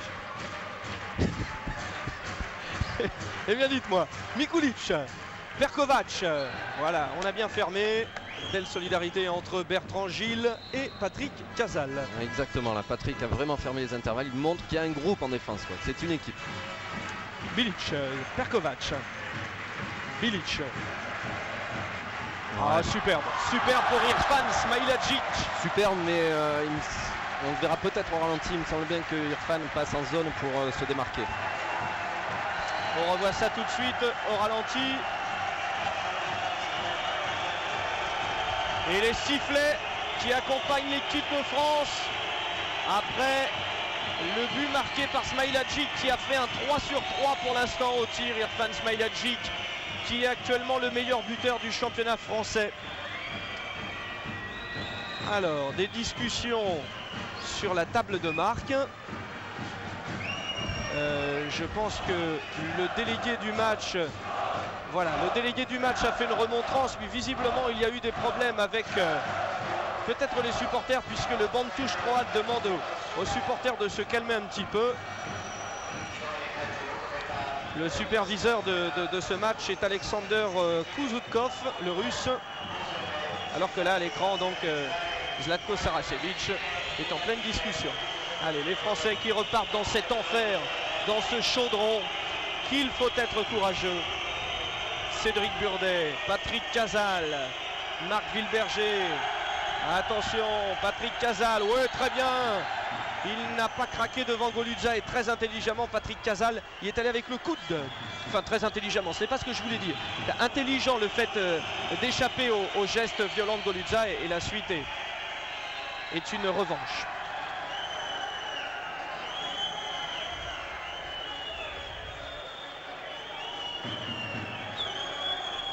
Voilà, les Croates à mon avis vont lâcher toute l'énergie là dans ce dernier quart d'heure. On sent que la pression monte pour ce dernier quart d'heure là.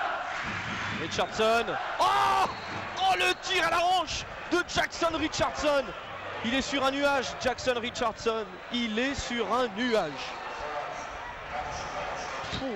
Voilà, Jackson fait mine de monter en suspension pour que le défenseur monte les bras pour contrer. Et il envoie une Saguet par-dessous avec la vitesse de bras habituelle. 20-18 pour l'équipe de France. Et des discussions entre les arbitres et Bruno Martini. Voilà, ça y est, c'est Bilic qui va tirer le penalty. Bilic face à Bruno Martini. 35 arrêts sur 75 tirs, 46% de réussite. Oui. Et la barre. Et voilà, ces statistiques, les joueurs les connaissent. Et donc ça impressionne forcément. Quel classement des gardiens. Martini, Basic, Svensson, Soukosian, Barufet, Lossert, Olpert, Lavrov. Il n'y a rien là. Et il a failli jouer à... Qui? Aix-en-Provence. Ah oui, Bruno Martini. D'accord. Oui. Alors Patrick Casal, la lucarne de Patrick Casal, la lucarne, 7 buts de Patrick Casal, 7 sur 10. Et un énorme coup de chapeau à cette terre fabuleuse qui est la Réunion et qui nous livre là 2 artistes du handball. C'est absolument fabuleux.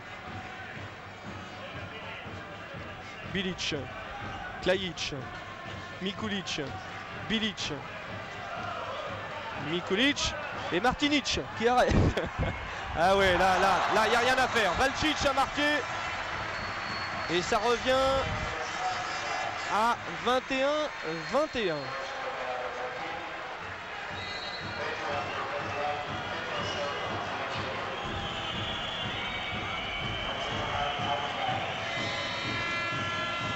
Allez, discussion entre Jackson Richardson et Patrick Casal. Et Jackson Richardson qui est remonté. Oh là là là là là là.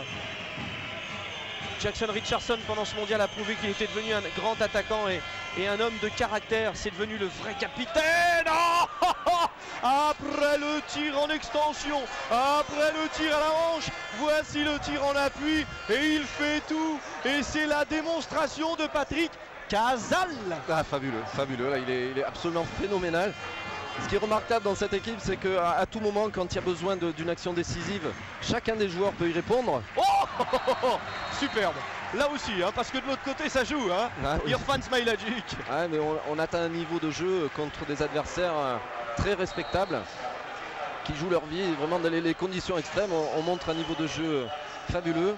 Voilà, on pouvait s'attendre un petit peu à ça. Là, à 10 minutes de la fin, les Croates se mettent en défense étagée, à 4 derrière et 2 devant pour que les 2 joueurs avancés, Smailagic et notre numéro 14, Valcic perturbe la ligne arrière française. Golic qui va chercher Cédric Burdet de l'autre côté. Et ça rentre. Mais regardez cette action. L'équipe de France n'est pas loin actuellement de jouer peut-être le plus beau handball du monde. Le plus beau handball du monde, il faudra attendre de voir les Russes, les Suédois qui sont des pièces maîtresses de l'échiquier mondial de notre sport favori. Maintenant, j'allais peut-être dire que c'est peut-être un des plus beaux handballs qui est proposé une équipe de France.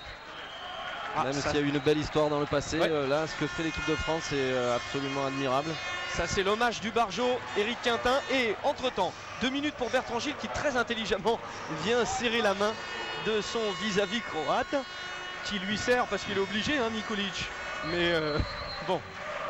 Mais je crois qu'à l'instar des filles également, le comportement des Bleus sur le terrain est vraiment on peut louer la façon dont ils se comportent. C'est toujours fair play, on n'en rajoute pas, il n'y a pas d'agressivité excessive envers les joueurs, envers les arbitres. Oh, l'arrêt Bruno Martini sur Irfan Smailagic. Donc une magnifique image que montre notre équipe. Oui, avec Andrei Golic qui s'énerve parce que les autres défenseurs lui demandent d'être plus précis en défense, pardon, mais Andrei se fait souvent tirer le maillot. Voilà, ça sera un dégagement du gardien selon le geste de l'arbitre et donc pour Bruno Martini. Oui, Andrei qui est un petit peu tendu là parce que Andrei Golic, parce que c'est vrai qu'il se fait tirer le maillot et bousculer méchamment. Golic qui a essayé de faire une Jackson Richardson à Jackson Richardson. Ouais, mais les Croates n'ont toujours pas réussi à trouver l'ouverture alors qu'ils étaient en situation de supériorité numérique et s'ils ne profitent pas de ces actions-là, ils n'arriveront pas à creuser l'écart. Et un boost. Ouais, attention, Jackson Richardson, Andrei Golic, Jackson Richardson. Oh mon Dieu. C'est magnifique, il y a du mouvement, il y a de l'imagination, il s'adapte à toutes les situations, il trouve des tirs idéaux par rapport à la situation qui se propose. Ah là là là là là là. Et nos amis espagnols, de la télévision espagnole à côté desquels nous commentons ce match, alors eux sont heureux fous parce que ça fait le jeu de l'Espagne, ils sont impressionnés et on peut penser que quand Patrick Casal va rentrer à Irún, il va être une star aussi, en plus de Jackson Richardson, mais comme Patrick Casal joue dans le championnat espagnol, il n'a pas fini d'être courtisé dans ce championnat. Voilà, je crois qu'une petite parade de Bruno qui est un peu passé inaperçue sur un spécial de Irfan Smailagic, c'est la roucoulette au premier poteau il doit avoir une des plus belles roucoulettes au premier poteau dans ce genre de spécialité. Bruno l'a suffisamment touché pour qu'elle ne prenne pas l'effet souhaité et s'orienter vers le but. 24-22. Qu'est-ce qui va pouvoir arrêter cette équipe de France? Andrei Golic à côté. Attention, avec un temps mort demandé par les Croates. Eh bien, nous allons faire un petit point sur les réussites au tir des Français. Allez, 2 sur 4 pour Cédric Burdet, 2 sur 3 pour Bertrand Gilles et Grégory Anctil. Alors, précisons quand même que Grégory Anctil a fait également 1 sur 2 au penalty. Pour André Golic, c'est du 3 sur 4, ce qui est vraiment un très très beau pourcentage. 5 sur 7 pour Jackson Richardson et 8 sur 11 pour Patrick Casal. Rajoutons le 1 sur 2 pour Marc Wilberger. Et puis bon, malheureusement un mauvais début de match, mais c'est pas grave pour Olivier Giraud, 0 sur 2. Olivier Giraud qui s'en veut, qui a eu sa chance, Olivier, au début de match. Bon, il en aura d'autres. Non, mais c'est une situation qui est difficile, on partage, il est exemplaire au niveau du comportement, il a envie de donner aussi son énergie à l'équipe, donc une envie de trop bien faire qu'il a un peu pénalisé dans un contexte où il faut essayer d'avoir son sang-froid, sa lucidité, mais je pense que Olivier amènera son efficacité dans d'autres matchs, c'est le lot de tout sportif que de parfois se louper, mais on connaît ses qualités, il aura l'occasion de s'exprimer. Et une ambiance phénoménale. Des Croates qui sont menés 24-22 mais qui soutiennent toujours leur équipe nationale. Irfan Smailagic. Mikulic pour... Allez, ça vient jusqu'à Bilic. Oh là là là là là là. Eh oui, 2 minutes encore pour Bertrand Gilles. Attention, Bruno Martini qui est en train d'hurler sur l'arbitre de ne pas prendre aussi 2 minutes. Voilà, ça fait 2 fois 2 minutes pour Bertrand Gilles. Donc la 3e fois ce sera carton rouge bien sûr. Je crois qu'il y avait un magnifique carton de Bertrand qui rentrait exactement dans le temps sur Klaić, qui se rappellera du voyage, mais tout fait avec une extrême propreté et en fait je crois que l'arbitre a été plus impressionné par la puissance de l'impact quand Bertrand est tombé sur Klaić que par un geste qui paraissait inopportun ou tout de moins qui méritait une exclusion de 2 minutes. Voilà, avec Marc Wilberger qui a fait des gestes à Bruno Martini pour le calmer. Alors, il y a des gestes de solidarité. Chaque joueur français est capable d'aller voir son copain en lui disant fais attention, fais ça. Oh et voilà, l'arrêt de Bruno Martini avec Didier Dinard qui récupère le ballon très calmement. Et nous avons vu des scènes fabuleuses tout à l'heure lors de la présentation, bien avant les hymnes. On a vu Grégory Anctil tomber dans les bras de Bruno Martini et les deux qui se tenaient dans les bras. Des gestes fabuleux et puis toujours Jackson Richardson qui se met à genoux au milieu de son équipe juste avant de commencer le match quand tout le monde s'encourage. Avec Jackson Richardson qui continue de porter la voix sur le terrain quand ses coéquipiers ne font pas ce qu'il faut. André Golic, Cédric Burdet avec Laurent Puisségur qui va donc assurer l'intermède pour Bertrand Gilles et la capacité mentale et physique de ce joueur, Laurent Puisségur, le pivot champion de France, va peut-être faire merveille. Voilà, Jackson Richardson a sorti le ballon. Et Grégory Anctil qui pensait qu'il allait sortir revient. Mauvaise compréhension avec Daniel Costantini. Ouais. Alors allez, on revient sur le jeu. Alors, je pense qu'on va prendre une exclusion pour une entrée un petit peu trop tôt de Marco alors que nous étions 1 de moins. Il y a eu une petite incompréhension au niveau du banc. Marco est rentré alors qu'il croyait que c'était à lui de venir prendre sa place en défense. Donc ça va être une exclusion supplémentaire de 2 minutes, le temps qu'il nous reste pour la première. En plus, est-ce clair? Oui, bien sûr, c'est tout à fait clair. Et nous avons 2 Français ayant chacun 2 fois 2 minutes. Marc Wilberger et Bertrand Gilles. C'est dire que sur la fin, oui, il reste. Regardons aussi le chrono. 6 minutes. La France est en train de se qualifier pour les demi-finales des championnats d'Europe en ayant remporté tous ces matchs de poule. C'est étonnant. Il a chippé le ballon, Cédric Burdet, des Français qui sont à 4. Ils sont à 4 contre 6 sur le terrain et ils vont conserver le ballon. Il reste encore 26 secondes d'infériorité numérique à 4 et 1 minute 42 à 5. Prise en strict de Goluzza sur Jackson Richardson. André Golic avec Grégory Anctil. Attention, il va bientôt falloir tirer. Grégory Anctil qui va passer, Jackson Richardson, il y va, attention, André Golic qui a le ballon, André Golic il tire. S'il y avait eu but là c'était... Ouais, mais je crois que c'était un bon choix d'André puisque les arbitres risquaient de nous sanctionner. Ouais, superbe cette relance immédiate pour Nenad Klaić qui permet à la Croatie de revenir à 24-23. On peut être juste surpris que les Croates ne prennent quand même pas plus de risques là. Il nous reste... Ah ça y est, on est 5 en attaque. Hein. Nous sommes 5. Je pense que les Croates là devraient un petit peu plus provoquer les attaquants français s'ils veulent espérer gratter quelques ballons. Mais c'est pas le cas. Il y a 2 stricts. Pour le reste, la circulation se fait à peu près sans problème pour les Français. Oui, avec Smailagic qui est sur Casal et oh, superbe et Goludza qui est sur Jackson Richardson. Goludza qui ont rajouté, qui encore une fois essayé de faire mal à Jackson Richardson et il lui a fait 2 petits gris-gris. Jackson, il a dansé avec Goludza et il a distillé une balle sur André Golic. Ouais, une magnifique passe encore de Jack et surtout une grande compréhension avec ses partenaires, avec André. Là, c'est du langage sans les mots, c'est fabuleux à voir. Ils doivent vraiment se régaler. Et Bruno Martini, moins de 5 minutes à jouer, bientôt 4 minutes et les Français qui mènent 25-23. Et la France et l'Espagne vont donc se qualifier pour les demi-finales. Et les Croates devront jouer leur qualif sur un match à Zagreb qui vaudra aussi son déplacement, je pense, Frédéric. Oui, je plains l'équipe, parce que nous n'avons pas encore toutes les données, mais je plains l'équipe qui va jouer la 5e place à Zagreb contre la Croatie, parce que ça va être terrible. Et là, il y aura une qualification pour les JO, une qualification pour l'Euro 2002 et pour le Mondial 2001. Donc ça va être grosse pression.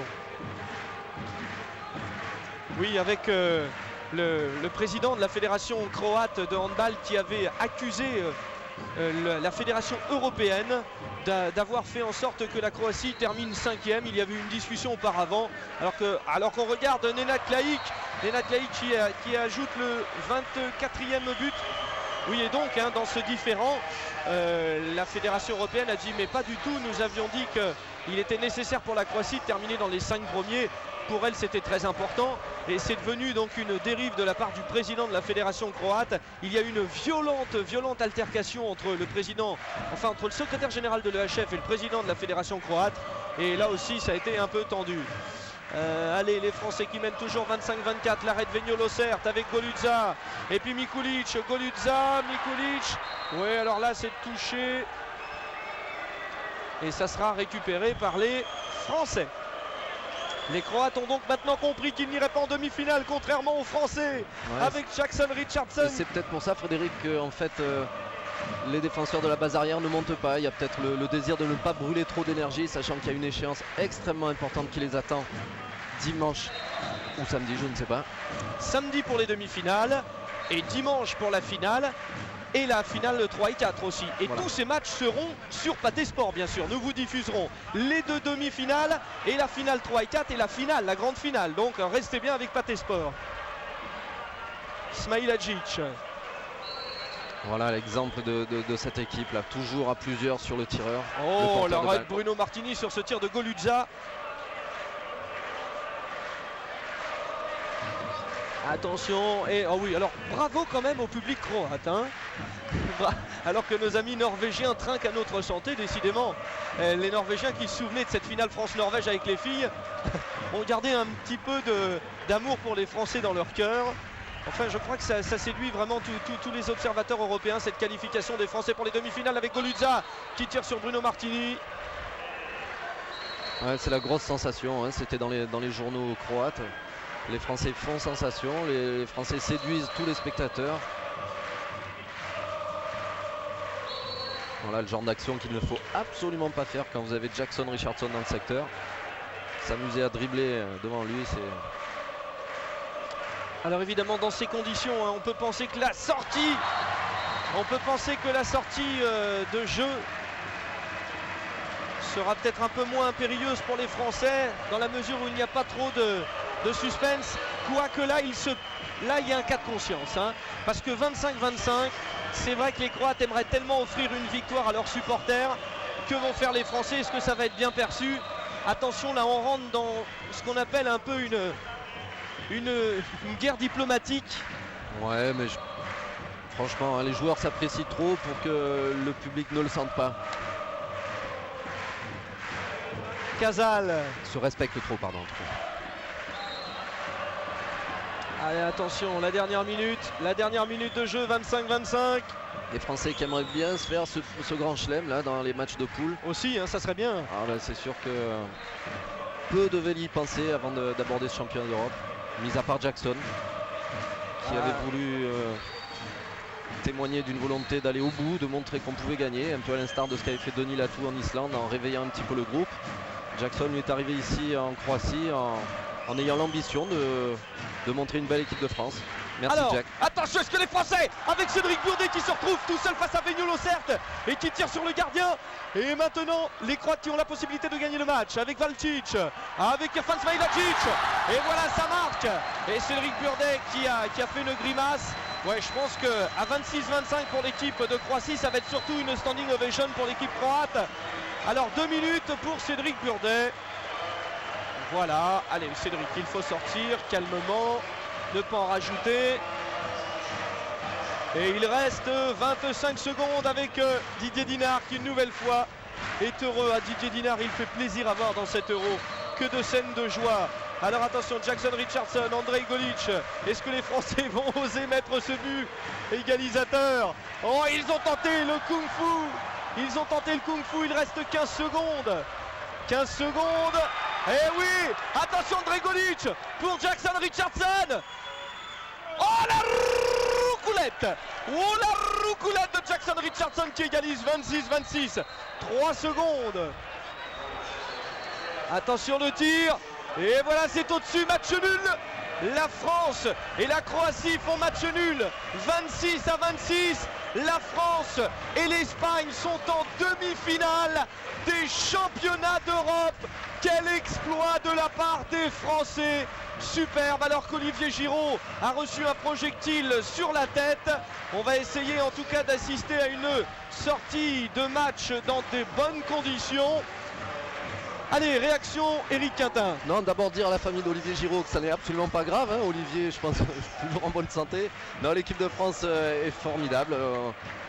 On rêve, hein. on est à court de mots parfois de voir autant de bonheur s'exprimer dans une équipe qu'on aime parce que c'est notre équipe, l'équipe de France. C'est d'une complémentarité exemplaire. Hein. Le symbole, c'est un petit peu ces deux gardiens que sont Christian Godin et Bruno Martini, qui forment probablement l'une des meilleures paires de cette poule, grâce à une complémentarité, grâce à un altruisme, une abnégation. Chacun essaye de donner le maximum, essaye de positiver les choses, qu'ils soient mis en valeur ou pas, mais tout est fait au service de l'équipe. Donc c'est vraiment un régal. Et puis bravo, c'est le pied. Merci Pathé.